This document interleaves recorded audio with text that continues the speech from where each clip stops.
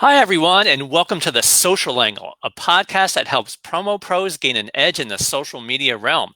I'm Vinny, and on this episode, I am joined by Swire Ho of Garuda Promotions to discuss how he has been able to grow his business through social media and podcasting. Swire, welcome to the show. Thank you, Vinny. Thank you so much for having me on your show. Absolutely. I apologize. It's so early out on the West Coast. It's 11 o'clock here, but this was the time that we could get for this show. So how are things going out on the West Coast? What's the weather like today? It's getting warmer. Surprisingly, last week was kind of chilly. Now, I like the warm weather, so I everything is welcome. A sunny day. Yeah, it's same out here. It's warm. I think it's a little too warm for this time of year, but we'll take it after that brutal winter we had. Anyway, so we have a great topic. We're going to talk about how you've been able to grow your business through social media and also podcasting. So before we get into the questions, can you take a second and introduce yourself, your business, and how long you've been in the promo industry? Well, my name is Swire. I also call myself hashtag the promo guy. Name of our business is Garuda Promo and Branding Solutions. We are a promotional product distributor here in Los Angeles. Actually started our promotional journey from our last business, which we were in CD and DVD replication. We were actually a supplier in ASI, providing replication service back, 10 year plus ago. Okay. So that's how we learned about the business. And in 2013, we sold the CD DVD business, and we thought about ourselves. When I say ourselves, it's me and my wife. We're a business partner. What should we do? And we kind of like the ASI distributor model. That's when we decided to become full-time distributors. Okay. And how long have you been doing distribution? I think back in the CD DVD times, we started doing that because we do a lot of CD and DVDs for record labels and film company. Mm-hmm. So musicians will ask, we're going on tours. Can you guys help us with T-shirts and merchandise that we could sell?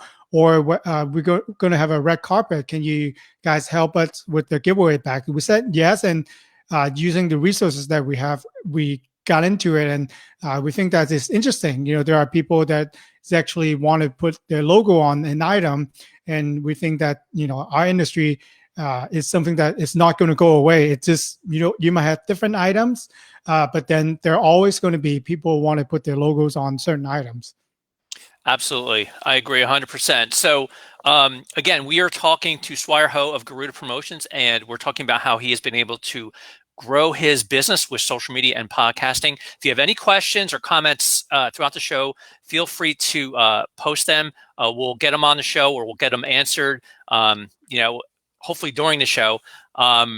So we're on LinkedIn right now. We're also on Facebook. So feel free to post those questions. All right, Swire. So for the first question I have for you, you have a small business. It's just you and your wife, but you have a really big social media game. I've checked you out. You're on Twitter, Facebook, Instagram, YouTube, LinkedIn. You also have a blog and you have a podcast. Can you let us know how you're able to maintain such a vibrant social media presence and also still focus on your business? Well, I think technology definitely helps. There are different tools that we have available with us right now that we can actually time it. I don't just be on the computer all day and not doing work and just post on social media. I think kind of like the model that we have. If we have multiple orders, then you don't work on them all at once. You write down what steps are they in. Are they in proving? Are they in production? Or are they ready to ship? So what I normally do is I have a Google spreadsheets that I have on my computer. So when I come across an article, for example, from you, Vinny, from your newsletter, or if you post something interesting on Twitter about our industry, I don't repost them right away. I actually put them in my posting Excel sheets. I make notes of what this is about, where the link is, and then when usually once or twice a week, I'll go to and look at all the posts that we have, and I space them out. So I might seem a lot and be posting every single day, but actually I time it, whenever that I get to it, so you don't overwhelm yourself. And think about different platform. And a lot of people just use the same content and post it on Facebook, LinkedIn, or Instagram, or whatever platform that they're on. I would try to spin it differently. Maybe, for example, if when listener listening on LinkedIn, we're more business. When we go on LinkedIn, we like to look for business type content. But we're on Facebook, it could be business, or it could be I can post what I had for lunch just now. That can go right there. So maybe the tone for the same post, you can word it differently, so then people will respond it better. I think um, the goal that you want to try to do is people go to social media to find answers that they're looking for, or they're trying to connect with like-minded individuals with either their hobby, their interest, or their pain, right? So I want to find someone who have the similar pain, or have been go through, or maybe recommend a restaurant that I want to go to. I ask people, where should I go to have, let's say, Mexican food? And then I'll get tons of reply. So can you, as a business, be able to answer those questions?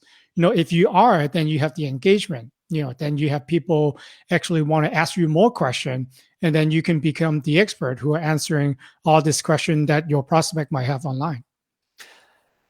Great answer. I love the fact that you're doing different content across networks, and we've preached that many times on this show. We talk about how, yes, some of these social media management tools allow you to take one piece of content, one type of messaging, and push it out in multiple places. I recommend that if you have the resources to dedicate to your social media strategy plan, don't do that, because like you said, Swire, perfect. Like, different networks have different types of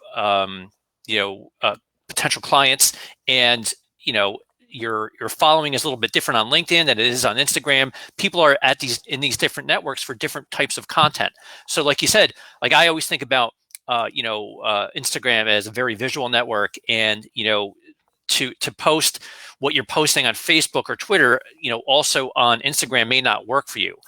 So I like that it sounds like you're very organized. You have a strategy in place, and you understand the networks. And we always say, like, sometimes the best content for us at ASI has nothing to do with the industry. We talk about things that are outside the industry, fun stuff.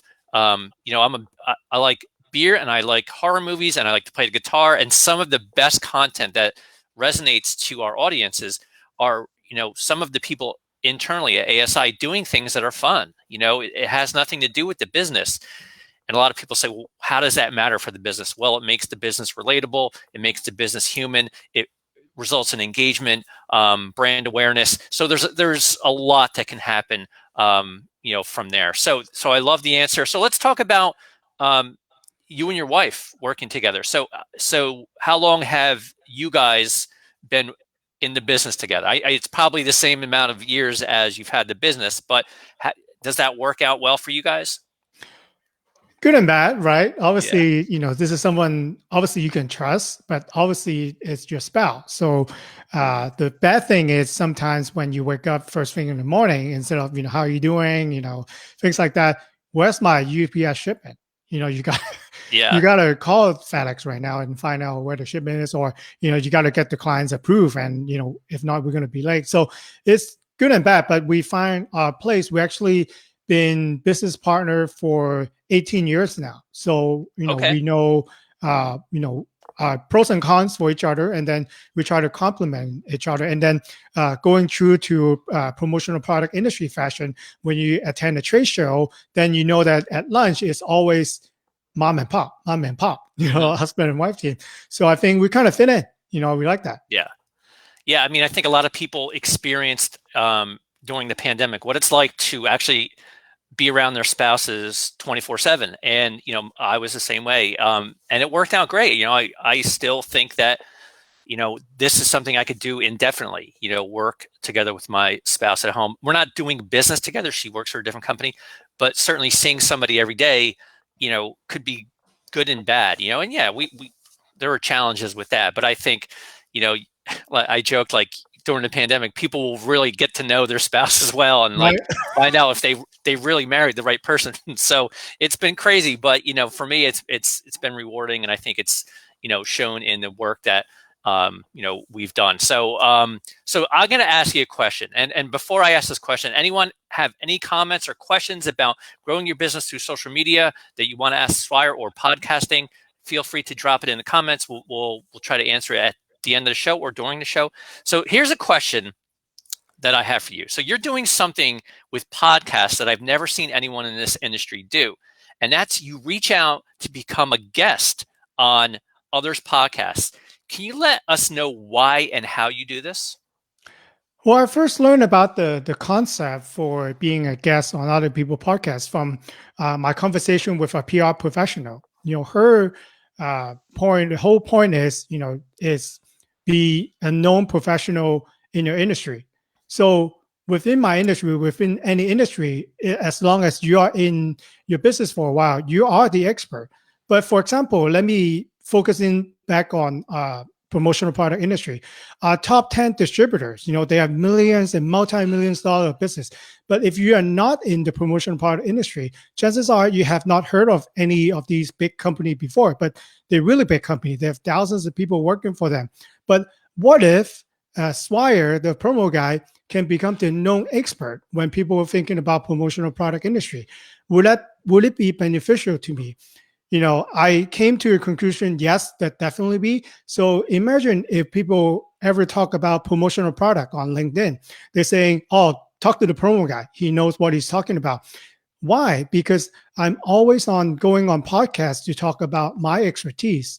I'm not going there to sell myself, but then I'm going to different podcasts, related to my industry. And then I'm telling the audience about things to consider when you are thinking about doing a promotional product. How do you find your target market? What product to get, and what are the trends are? So I'm actually establishing myself as the go-to expert in the industry. So, for example, my ultimate goal one day is, if a TV station wanted to get a quote on someone in a promotional product for a particular segment they're working on, who would they reach out? Who would they know? And then if you're the known expert in the industry, that's how people are going to reach out to you. Yes. So you've been on many podcasts. I've gone and I've checked out your channels. So how did you find these podcasts, and how do you go about, opening that door to getting in on these podcasts? Well, there are different type of services. You could, first of all, find out if any of your business contact currently have a podcast. So, that will be the first place to go.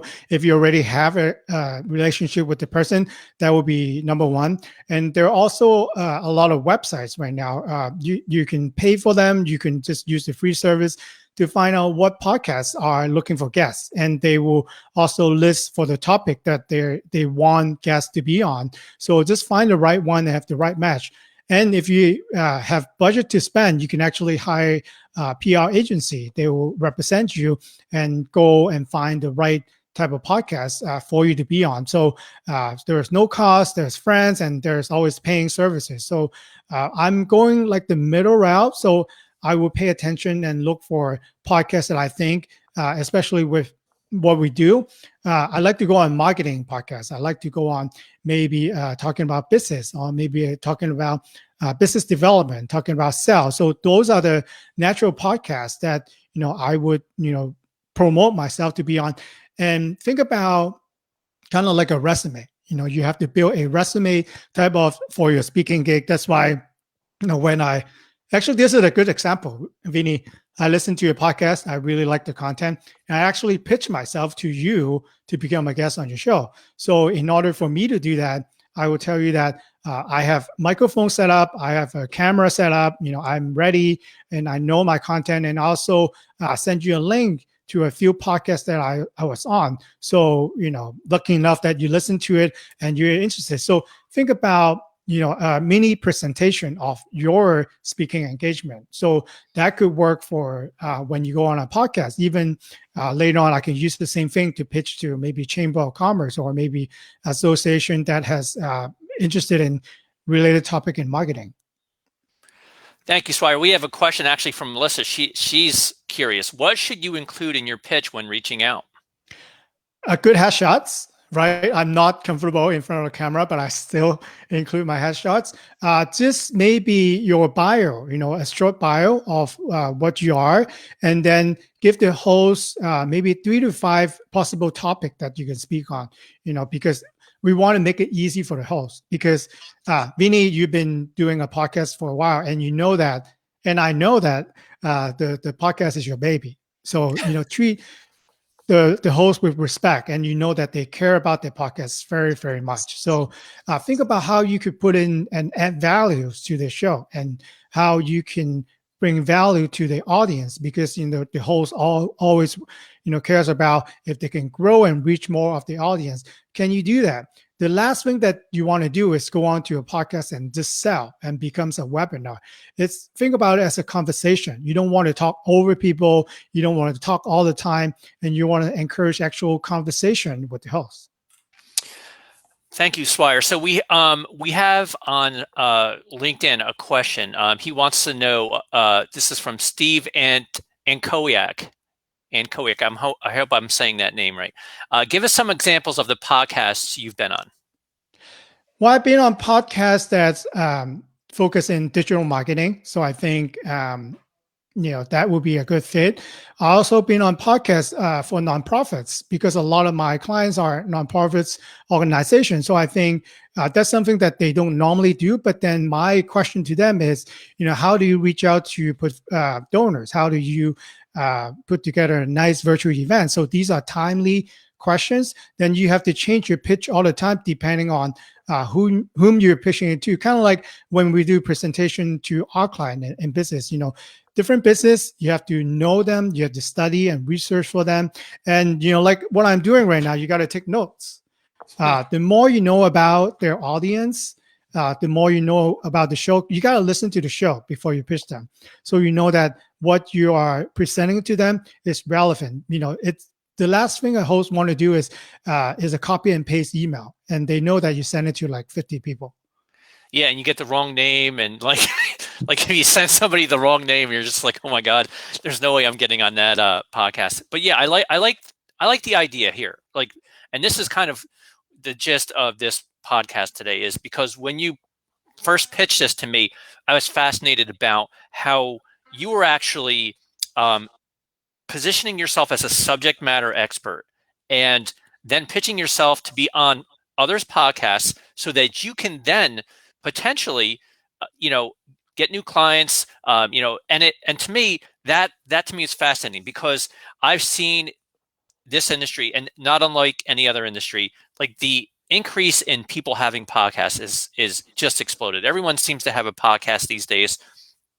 But it's kind of reversed engineered. This approach is like, hey, like you still have a podcast yourself, but you're also saying, you know what, I could also do good for my business by taking the knowledge that I have and then finding a podcast that gets a lot of reach, a lot of engagement, and then pitching myself as a guest on that podcast. And that's worked for you. So can you give us an example of when you've gotten new business from this approach, right? Yeah, actually, I wanted to point out a couple more things on it. So after your guests on the podcast, it's not said and done. So what I would do, and going back to your original question with social media, I will be creating, for example, this episode on as a post on different social media. And what I will also do is I'm going to create a blog post based on the conversation that we have had today, Vinny. And then I'll also extract the audio. And there are websites that you could just, I think it's 25 cents per minute. Then you can actually transcribe the entire audio onto wording. So that will be the bulk of my blog post. Why am I doing that? Over the course of our conversation, I use the keywords, promotional product. Maybe we talk about printed products. Then these are the keywords that can help you on your SEO. Mm-hmm. And if the host is kind enough, they will ask, and include our website at the end of the conversation. This is backlink that you can link back to your website. Mm-hmm. So these are the obvious things, and other benefits that why I want to be a guest is all the backlink that I have. I might be spending maybe 45 minutes to an hour sometime for my time commitment, but then the benefits I couldn't even say. And especially when you ask me, Vinny, the business that we are able to get from my guesting, I think, I'm this is what I do like in my planning days right now. Right. So this is, I mean, you sounds like you have a little bit of a technical background. Not everybody in this industry has that, but you've really covered your bases in terms of understanding how to take content and kind of repackaging it and repurposing it for other networks, which, we try to do for ASI as well. We take the audio and we put it in SoundCloud, and we've got YouTube, and we have a blog on ASI Central for all of our podcasts. So, but you're really kind of like you're reaping the benefits of being on others' podcasts, and you're taking it to the nth degree. You're really maximizing what you do on the podcasts. As you know, we're a small company, so we learn actually from the agency. That's something that they can do. Obviously, they have more resources, they have more manpower, but then this is something that within, our capabilities that can do. You can go on to free PR website. I will be writing a press release for our conversation, and then it's going to be sent out for people, hopefully get picked up by other news agency about this conversation. So I think it's available, and then I'm happy to connect with everyone afterwards to if you're interested about a particular things that I talk about. But it could be done. It just have to follow the steps, and after a while, it becomes a little bit easier. So you're a distributor of promotional products, but not only that, you're a distributor of content and information. I like that. You seem to have it really, like, you have the process down, and it's very admirable. I'm learning a lot from you. So let me ask you about being a guest on a podcast. What are some of the do's and don'ts about doing this? I think you never want to sell. I know, right? We have a lot of product, maybe a supplier just gave us something that we know that's going to sell. It's easy for us to product dump, right, on a podcast. But, but think about the listeners. Do they want to hear what you're saying, all your features and benefits? Probably they don't. People always care about themselves the most. It's sad to say it, but then we do. We care about ourselves the most. And judging on the type of podcast that you're going on, the title that you are being asked to comment on, how can you provide more value? The goal is to have people say, this is a person that we might want to talk to. This is a person that we connect to. And you have to keep that in mind. Not everyone is going to like you, whatever that you say. Even if you're the best performing person in your industry, there are still people that are not going to connect with you, and you have to accept that. But then at the same time, there are people that are going to be drawn to your energy. Maybe you smile a different way, maybe you dress a different way, maybe you just look the way that you are, and there are people that are drawn to you, and those are the people that will be your potential client. So going into the sales mentality, you're putting different people into your sales funnel. Everyone that is not related or don't like you, they're outside your funnel now. Now, you're putting more people into your funnel, and depending on your process with your selling procedure, then you can get more people into your potential sales pipeline. Great answer. I think that,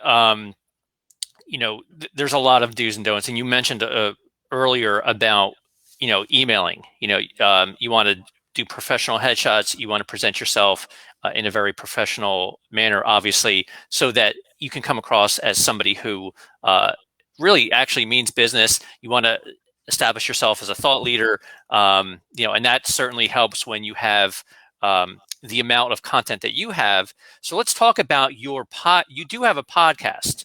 You're certainly a guest on many podcasts, but you also do have a podcast, which is actually a Facebook live stream called The Small Business Show. You interview experts in the field of growing their business. How long have you been doing this live stream, and how has it been received? It started the end of 2020, and with the pandemic, I think it kind of jump started. So people are getting more comfortable with online virtual interview. I used in the first few episodes, I actually carry all my equipment, all my lights and camera, and I went to the person's business, and we actually talk. So it's a lot of time commitment. But doing it virtually now, Vinny, you and I are in different states, and we're able to connect. And I was able to have guests that are all the way from Ireland, from Australia, that I'm able to reach out and to talk to. And I think having a podcast is good. It's a big time commitment, as you know.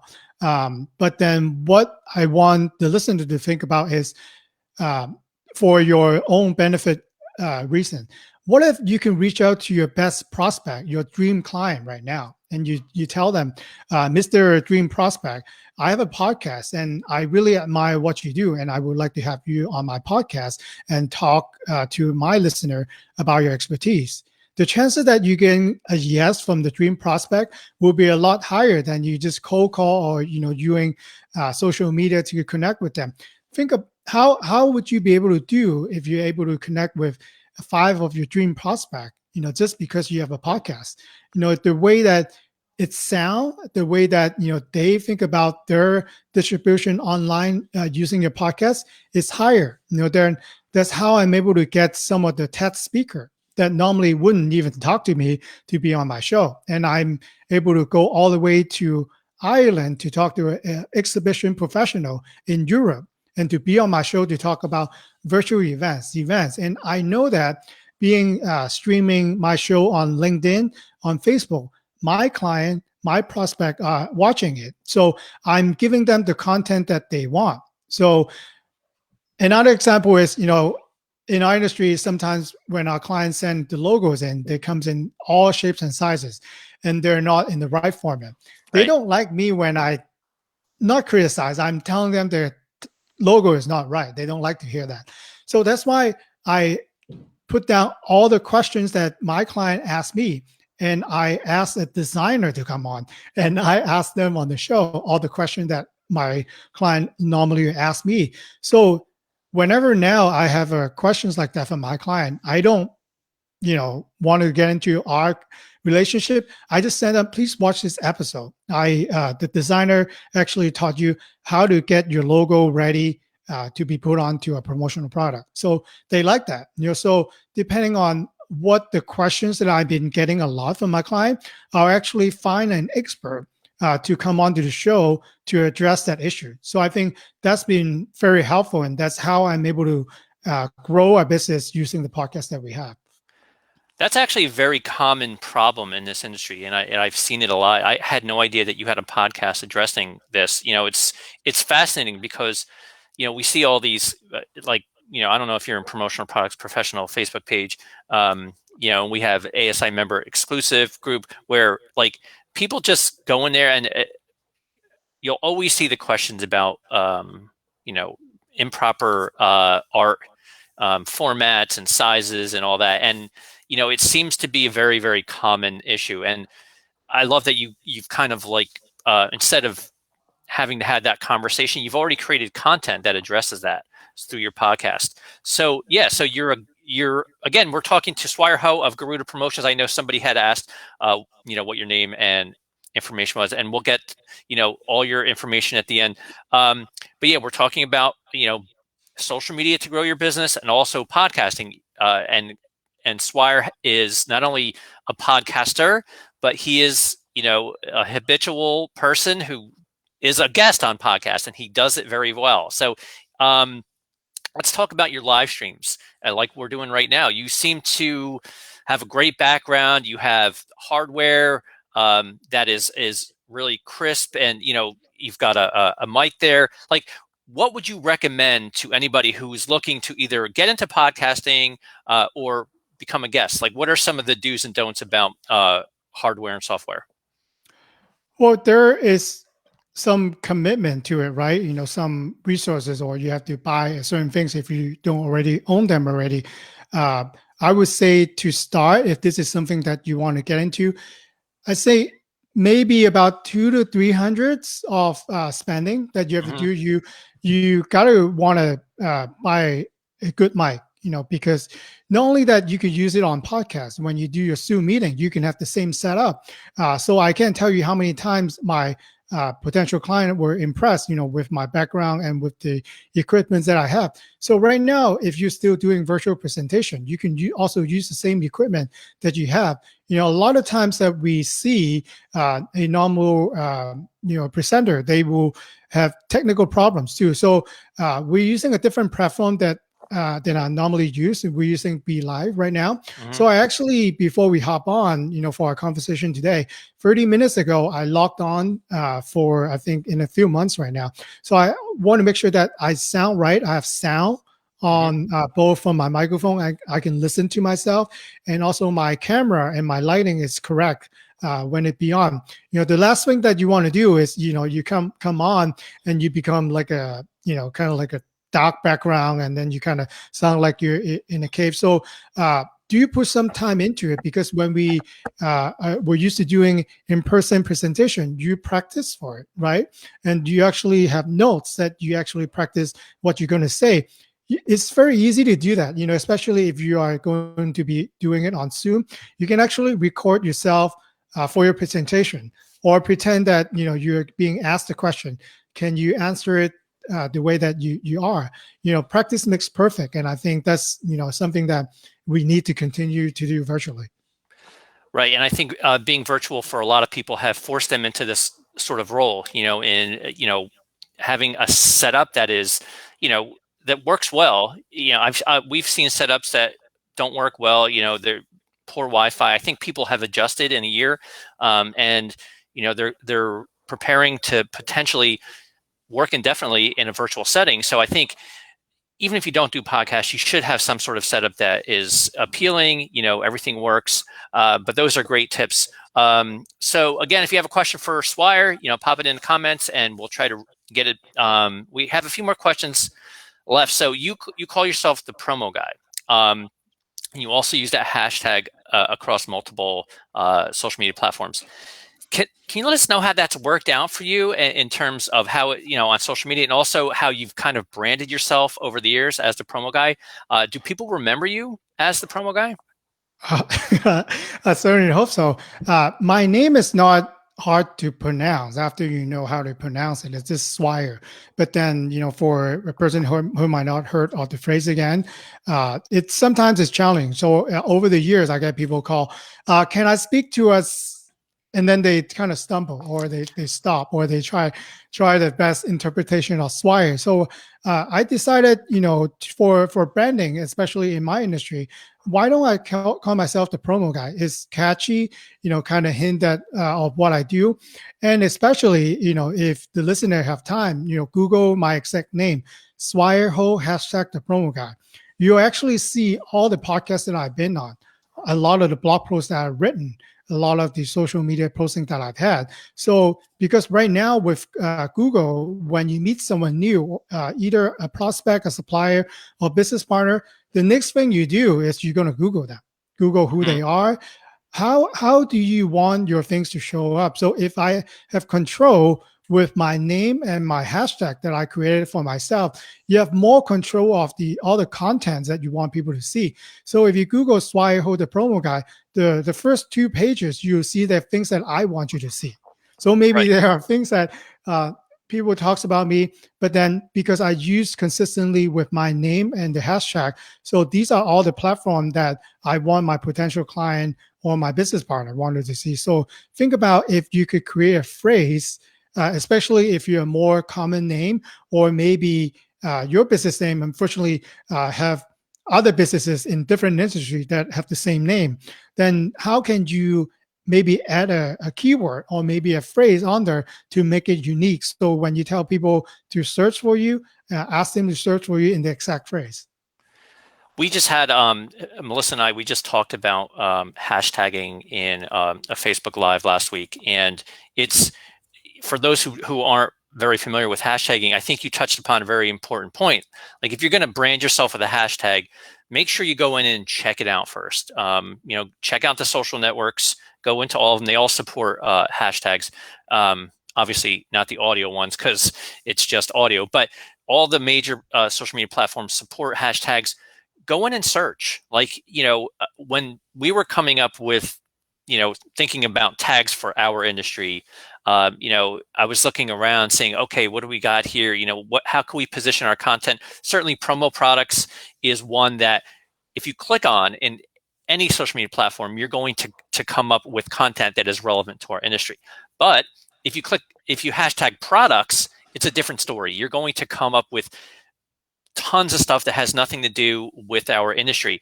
And just like the promo guy, when I searched you in with the hashtag, the promo guy, boom, like I found everything that was for you. So you were able to kind of see this is sort of available. Hashtag the promo guy is an available hashtag that you could seize upon.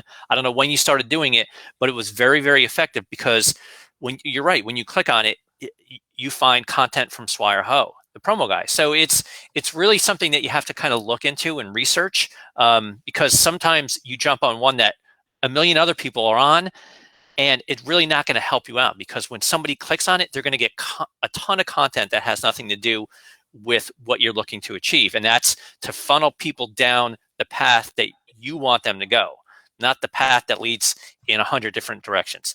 So that's great advice. Thank you. Yeah, I had a kind of like a joke, but I think it's a real tactic. So, a social media expert actually tell me, if something that, along the way, there are going to be people who are upset or it just didn't work out for whatever reason, right? So they said that if you cannot fix it, you bury it. So if you don't want people to see, if it is not on the first 2 pages of Google's, it's not there. So Right. how can you push it down so that things that you want people to see are on the top? So if people say not so nice things about you, how can you bury it? Is to provide more content and more things with your key phrase, so then that those are all showing up before the others. I like that idea. I think that's a separate discussion you and I maybe have down the road, because that's a really great idea, and that's something that I think a lot of people struggle with, because when you search, some certain things seem to always be there. It's like, how do you get rid of them? You can't just remove them. But anyway, I have one last question. We always end on a fun question. So you seem to be very, very busy, man. You're always working. So when you're not working, what are you doing for fun? Well, I'm actually, believe it or not, I'm a strong first kettlebell instructor. So, I didn't want to put that on there, but then I just for fun, I'm so proud of my certification. I put it on LinkedIn. So actually, when people reach out to me, especially on podcasts, when the last question and the most interesting question people ask me, so you're a kettlebells instructor, tell me more about that. They don't even care about all my criteria, all my bio. They just went straight to the kettlebell. So I think that's a nice icebreaker, even for in a business setting. So that's what you do for fun, huh? Yeah. Well, that's great. So Swire, so we're out of time, but before we go, let the people know how they can get in contact with you. Well, so again, Google Swaiho hashtag the promo guy. The name of business is Garuda Promo and Branding Solutions. Happy to connect and network. I'm on LinkedIn. You can find me on LinkedIn. And if you have any questions, if you want to be a guest, or if you're thinking about setting up your own podcast, happy to talk to you. So reach out to me, ask me any questions that you have. I actually have a list of equipments that I would recommend if you don't know where to start. Reach out to me. Happy to talk to you. Again, that was Swire Ho. Swire, thank you so much for your time. You've been a great guest, and I look forward to speaking with you again. Thank you, Vinny. All right, take care. Thanks for everyone for watching.